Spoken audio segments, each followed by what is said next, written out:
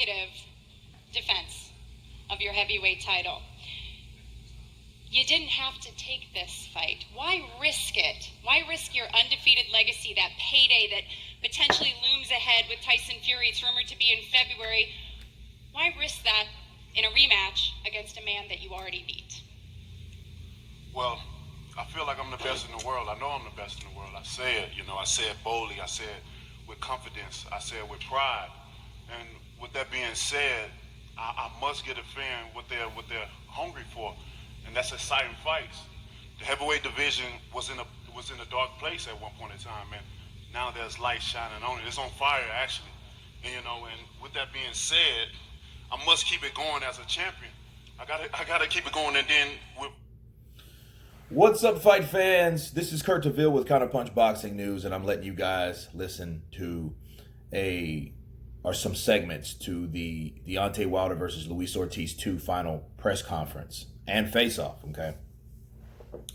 And of course, the interviewer asked, a good question, like, hey, well, the way she asked it was clever, and I'll explain why.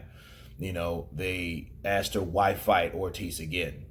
That's what I can extract from it. What they were trying to say is, well, why risk it? Because you have a fight that's already signed with Tyson Fury in February on the ass end of that month. So why would you fight a guy that you've already beat? And Deontay, first of all, he came up with, hey, I must keep this going. I want to fight the best fighters. I believe I am the best fighter. And I want to give people fights that they were looking for. Well, to counterpunch that real quick before I let this go on forward, we weren't asking for this fight, okay? Nobody was asking for this fight.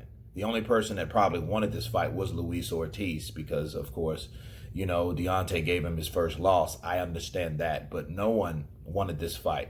That fight was really the first big test for Deontay Wilder, and let that be that. Despite all the other things that happened in the ring with the favoritism being the A side of the equation, which Deontay Wilder was in that fight, okay, we even overlooked that, okay? A lot of us thought it was shitty on some of the things that happened in that first fight, but that didn't excuse the fact that we wanted to see you fight other fighters, okay? And honestly, Tyson Fury wasn't even the fight that we wanted to see. That was a fight that they chose because Tyson Fury was never beaten. And to this day, he's still not beaten, okay? So this was Deontay Wilder explaining himself, and I'm going to let you guys listen because I have some more counterpunching to do about this press conference. So stay tuned. With Luis Ortiz, he's one of the best in the world, one of the most dangerous men in boxing, period. That's why no one in the top 10 has ever given him an opportunity. They call him old and different things like that, but the logic of it don't make sense because if he's old, then that's easy. You're supposed to get in there. You no fear at all. That's an easy fight to take if he's so old. That's what I see. But in reality, they know what they're facing, And the first time it was high risk, low rewards. This time is a little bit different, but I'm blessed with the opportunity again. The first time I grew a bond with him because of his situation with his daughter and my daughter, so I understood. If no one understood, I understood the most because of my daughter born with spina bifida. So me looking up on the landscape of the heavyweight division and seeing that still this man had no opportunity, he had to fight lower opposition. Because no one would give it. So I look at this and I say, I want to do it again. It was an amazing fight the first time. Even though he gave you trouble in that fight. Do you make adjustments in this fight? That's what it's all about. It's what it's all about. I'd rather go through stuff or go through situations in the ring than go through my whole career being perfect. What can I say, or what kind of legacy would I have if I went my whole career just washing everyone out, It's admirable. So you got to have something to be able to remember me by, remember myself, or that's what it's all about. And I wanted to bless him again because.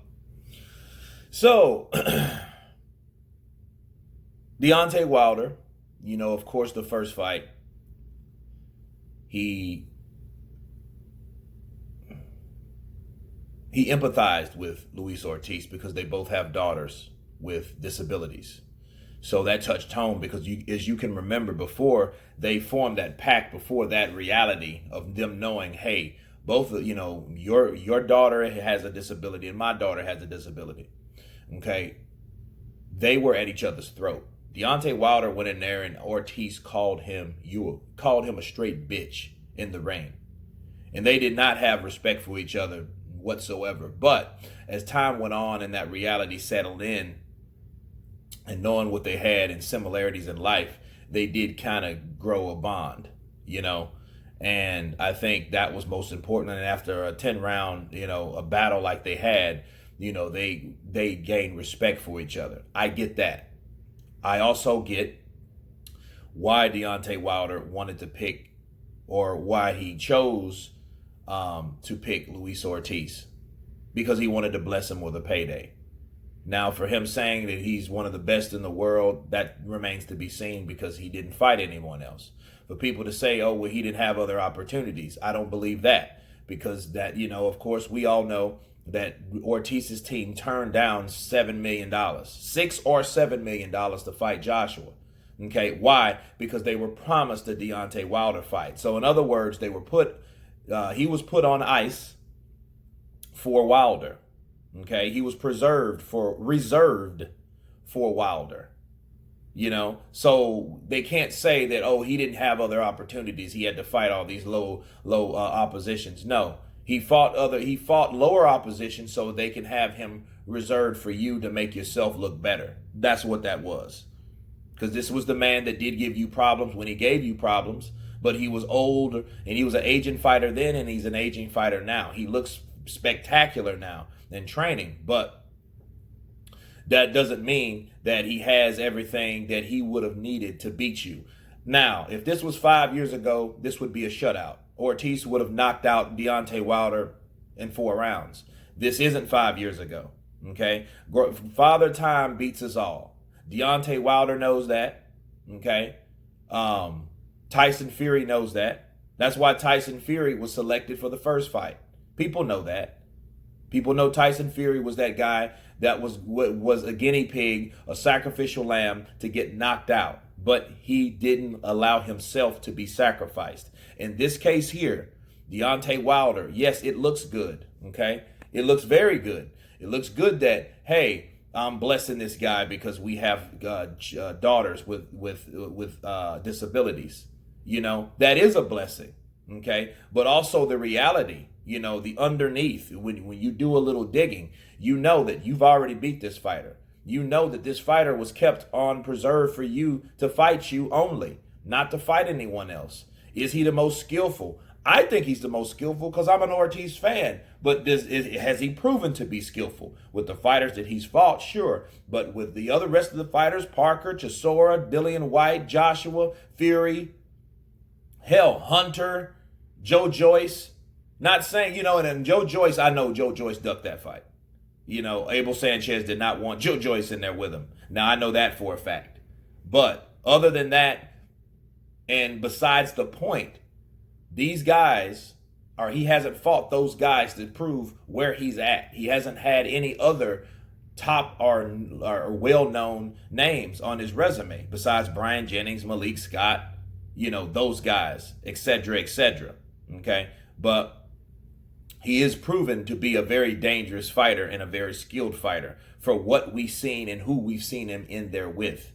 Okay? So for Deontay Wilder, though, it looks good, but it's supposed to sound good because this is hyping up the fight. This is the time where he explains why he wanted to pick Ortiz. But I will say this in defense of Ortiz: if anybody deserves $7 million, if that's the case, if he's getting that much, which I hope to God that he is, he deserves it. Okay, because there's no reason you should limit a fighter to only fight you when he could have fought the other champion or the unified champion of the world. So that's my counterpunch on that. This fight, you know, I will watch it. I will cover it. I hope the best for Ortiz. I hope the best for Deontay Wilder. But, you know, it's one of those things where I hope this is another Tyson Fury situation where he thinks it's one way and it goes another. Because that's exactly what they thought Tyson Fury. They thought he was going to fold and he didn't.